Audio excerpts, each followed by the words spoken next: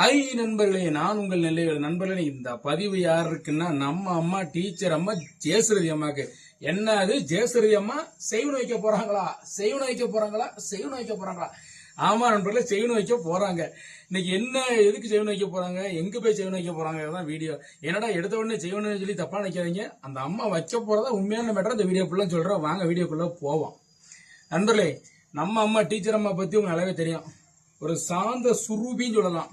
அவங்ககிட்ட அன்பா பேசினா அன்பானவங்களா இருப்பாங்க, பண்பா பேசினா பண்பானவங்களா இருப்பாங்க, மிரட்டாவே பேசினா நம்ம அம்மா மிரட்டிடுவாங்க. அப்படிப்பட்ட ஒரு கேரக்டர் தான் நம்ம அம்மா டீச்சர் அம்மா ஜெயஸ்ரதி அம்மா.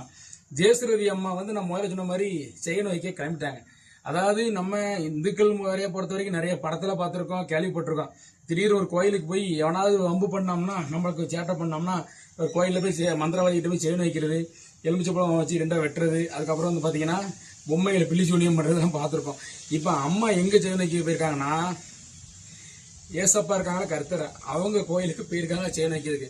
அதாவது அவங்கள வந்து இது வரைக்கும் மன கஷ்டப்படுத்தினவங்க, அவ பிள்ளைய வந்து அவங்க கிட்ட இருந்து நம்ம அவங்க கிட்ட இருந்து பிரிச்சவங்க, மகனுக்கு திடீர்னு சோம்பலாம் போது அதை செஞ்சவங்க எல்லாத்தையும் ஏசப்பா கடவுளே நீங்க தான் கேட்கணும்னு ஏசப்பா கிட்டவே மண்டிட்டு கோயிலில் போய் சர்ச்சில் முட்டு போட்டு ஜெபம் பண்ணி ஃபாதர்கிட்ட சொல்லுதாங்க. எனக்கு துன்பம் பண்ணவங்க செஞ்சவங்க விளங்கப்படாது, கைகால் இழுத்துறணும், வாய் இழுத்துறணும், பைத்தியம் ஆயிடணும், மெண்டல் ஆயிடணும், நீங்க தான் கேட்கணும் கடவுளே ஏசப்பான்னு. இப்ப ஏசப்பாட்ட போய் பிரார்த்தனை பண்ண ஆரம்பிச்சாச்சு. அதனால ஒன்னே ஒன்று சொல்லுதேன், ஜெயஸ்ரதி அம்மாவுக்கு யார் யார் கேடு கெடுதெல்லாம் பண்ணிருக்கீங்களா எல்லாரும் மன்னிச்சுக்கோங்க. ஆண்டவரே கடவுள்னு ஆண்டவர்கிட்ட மன்னிப்பு கேட்டுக்கோங்க. அது முதல்ல அந்த அம்மா கிட்ட மன்னிப்பு கேட்டு செஞ்ச தப்பெல்லாம் மறந்துருங்க.